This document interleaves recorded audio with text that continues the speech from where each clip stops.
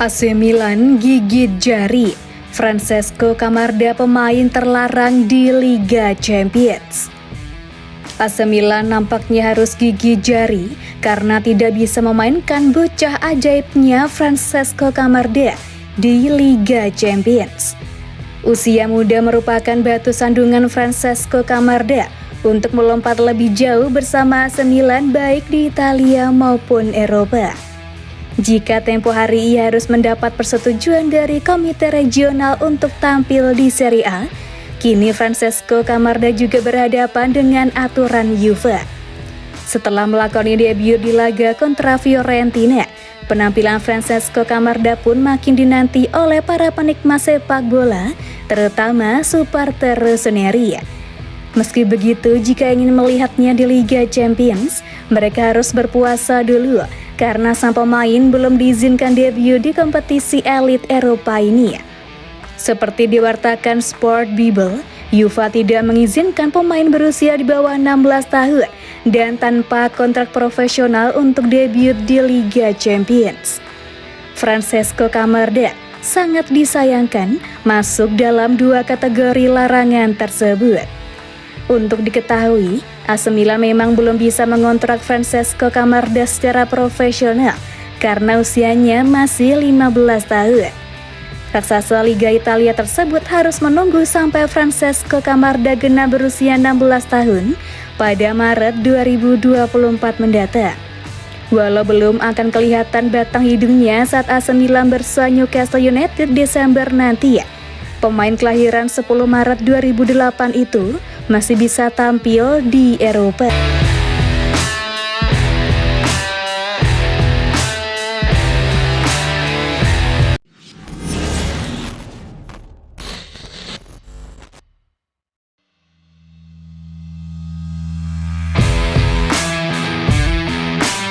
Pemain AC Milan korban kedatangan pelatih Thiago Motta, termasuk Leo. Pelatih boloknya Thiago Motta menjadi salah satu sosok yang disebut akan menjadi pengganti Stefano Pioli. Pelatih berusia 41 tahun tersebut memang tengah moncer usai mengubah boloknya menjadi tim yang ditakuti di Liga Italia. Padahal boloknya tidak punya skuad yang berisi nama-nama besar. Taktik dan arahan Thiago Motta yang mampu membuat mereka cukup disegani. Juventus 1-1, Napoli 0-0, dan Inter Milan 2-2 sudah jadi korban kejeniusan strategi racikan jebolan Akademi Barcelona La Masia tersebut. Dengan catatan hasil impresif tersebut, tak heran jika Thiago Motta digadang-gadang masuk dalam radar AC Milan untuk menggantikan Stefano Pioli. Kini Thiago Motta lebih cenderung menggunakan formasi 4-2-3-1, tepatnya sejak berada di Spezia.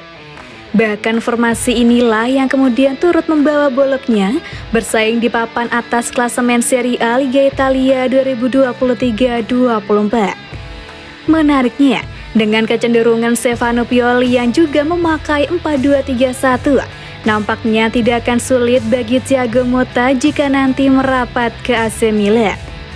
Lantas, siapa saja pemain yang bisa menjadi korban kedatangan Thiago Motta ke San Siro?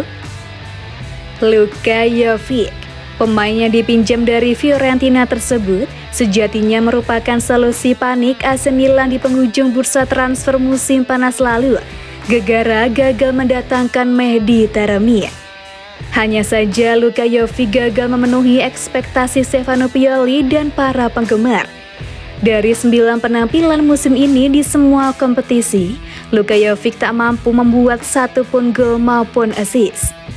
Posisinya kian terdesak dengan debut Francesco Camarda pada laga melawan Fiorentina pekan lalu.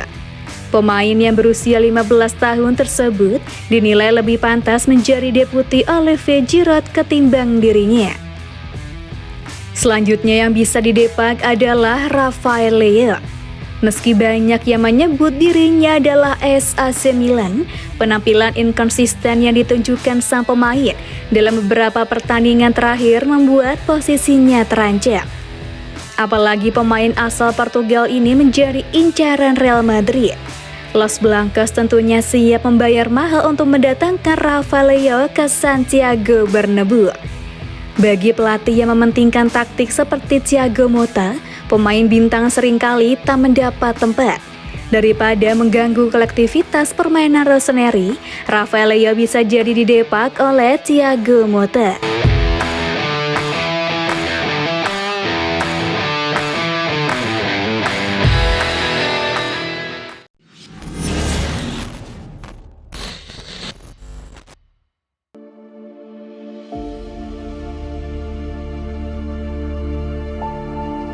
Bedah formasi AC Milan dengan Thiago Motta, pelatih yang sempat bikin heboh gegara 272.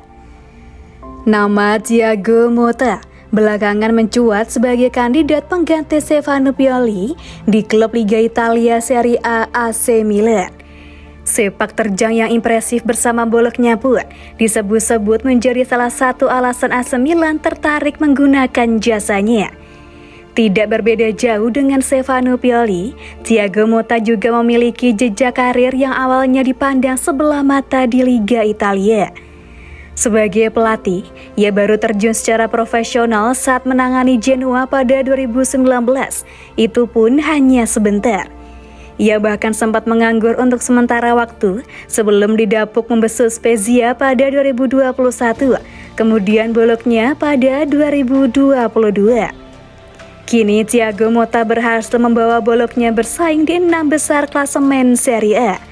Dari segi poin pun, ia sebelum hanya bersaing tipis dengan tim-tim di 5 besar seperti AS Roma, Napoli, dan AC Milan.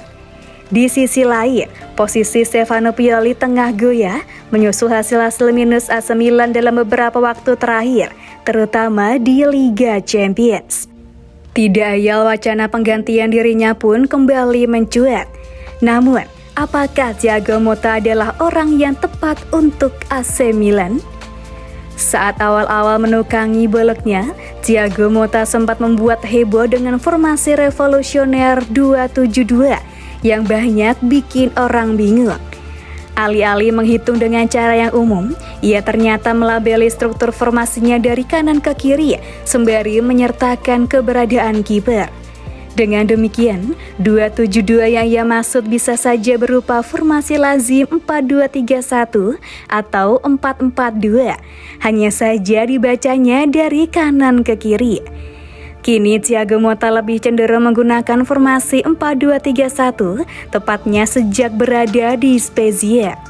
Bahkan formasi inilah yang kemudian turut membawa boloknya bersaing di papan atas klasemen Serie A Liga Italia 2023-24. Menariknya, dengan kecenderungan Stefano Pioli yang juga memakai 4-2-3-1, nampaknya tidak akan sulit bagi Thiago Motta jika nanti merapat ke AC Milan.